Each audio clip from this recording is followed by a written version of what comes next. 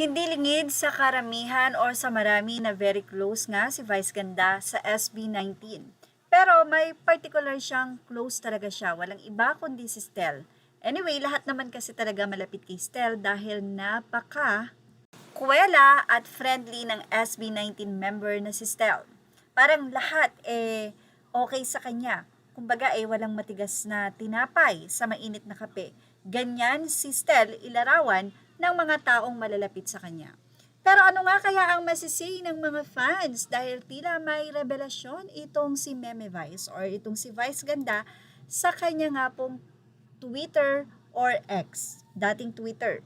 At narito po ang sinasabi ng mensahe ni Vice Ganda sa kanyang ex. Super excited for my co-host tomorrow sa Showtime. Matagal ko na siya gustong kuning co-host. Sa wakas, napilit ko. Kabugto. Dito basta-basta. Bingo-bingo. Need mong makumpleto. Parang bento-gento. Ano, kaya mo?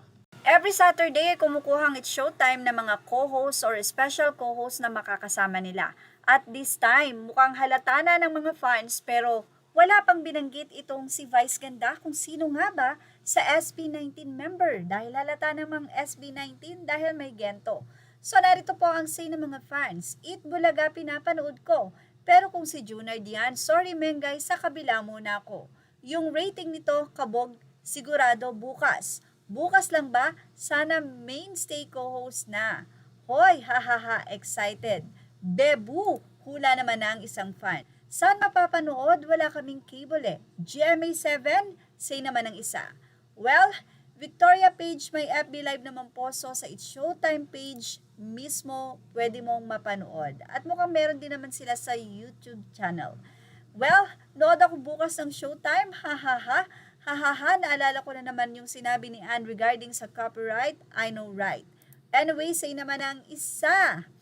Same and yung good promotion daw, eme. Stel, ito, promise. Justin or si Boss Pablo to, yan naman ang hula ng isa pang fans. Parang si Stel to Well, kung sinasabi nitong si Vice Ganda na matagal na nga niyang itong inuungutan o nililigawan na maging co-host, at alam naman natin kung sino talaga ang pinaka-close kay Vice Ganda sa SB19. Walang iba kung si Stel. Nako, mukhang dudumugin talaga ang nasabi nga pong It's Showtime bukas at mukhang napakataas ng rating nito dahil siguradong napakarami pong manunood. Sabi nga ng iba, sa Itbulaga talaga sila pero this time sorry dahil SB19 member na nga ang mapapanood. Well, abangan na lang natin pero marami po ang nagsasabi na siguradong ito ay si SB19 Stel Ahero. Well, ano sa palagay nyo 18? Nako, ilagay na ang inyong komento sa ating comment section. Tignan natin kung tama kayo. Images are all credit to the rightful owners. Thank you for watching. Show this now.